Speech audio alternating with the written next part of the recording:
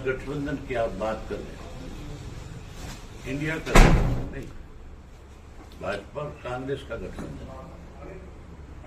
भूपेंद्र सिंह हुड्डा का भाजपा से गठबंधन है।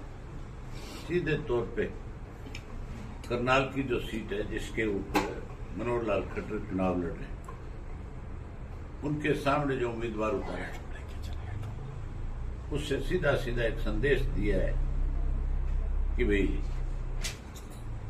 कांग्रेस तो अपनी जमानत भी नहीं बचा पाएगी और सीधे तौर पे वो भाजपा को मदद करना चाहते हैं। ये हर पत्रकार को पता है, हरियाणा के नागरिक को पता है, एक एक आदमी इस बात से वाकिफ है। आप लोग तो बहुत ज्यादा वाकिफ हो, क्योंकि आपको तो एक एक एक्टिविटी जो भूपेंद्र सिंह हुड्डा की रही है उसके बारे में जानकारी है।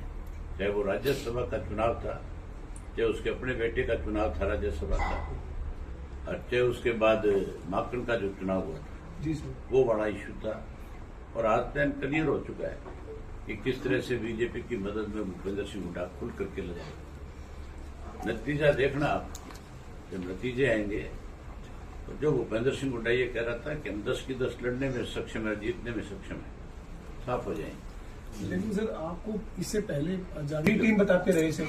आप एक चीज देख लो, भूपेंद्र सिंह हुड्डा का एक इंटरव्यू है लंदन जो नहीं है वो ललन टॉप पे सर, लंदन टॉप पे।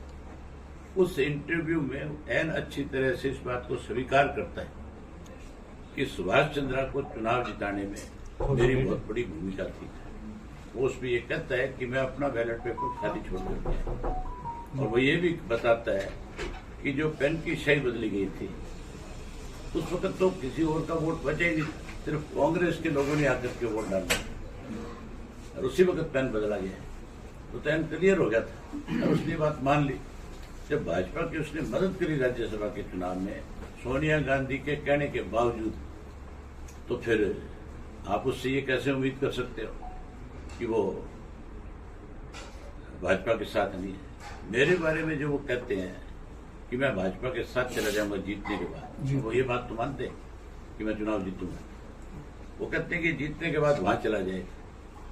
आप तो खुद सारी इस बात को बहुत अच्छे तरह से देख चुके हो। 10 साल में विधानसभा में इस भाजपा को कटघरे किसने खड़ा किया, और इस 10 वर्ष में कांग्रेस की क्या भूमिका रही है। अगर मैं विधानसभा का सदस्य ना होता तो फिर आप ये मान के चलो भाजपा के लिए मैदान खाली था। ये तो मैं अकेला सदस्य था जो हर वक्त भाजपा की गलत नीतियों के, भाजपा के गलत निर्णयों के खिलाफ मैंने लड़ाई लड़ी, बार भी लड़ी, विधानसभा में भी लड़ी। आप तो सारे पत्रकार खुद ये बात कहते हो कि जिस दिन मैं विधानसभा के सदन में नहीं जाता हूं उस दिन तुम्हारे लिए सदन ही फीका हो जाता है। ये बात तुम मानते हो कि नहीं मानते? तमाम मुद्दे उठाते रहे सर। मुद्दे कौन किसने उठाए हैं? कभी कांग्रेस ने कोई मुद्दा उठाया?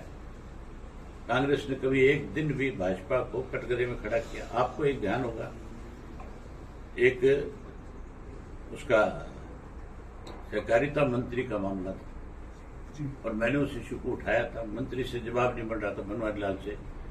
ये था किसान के कर्ज माफी के इश्यू को लेकर कि कितना पैसा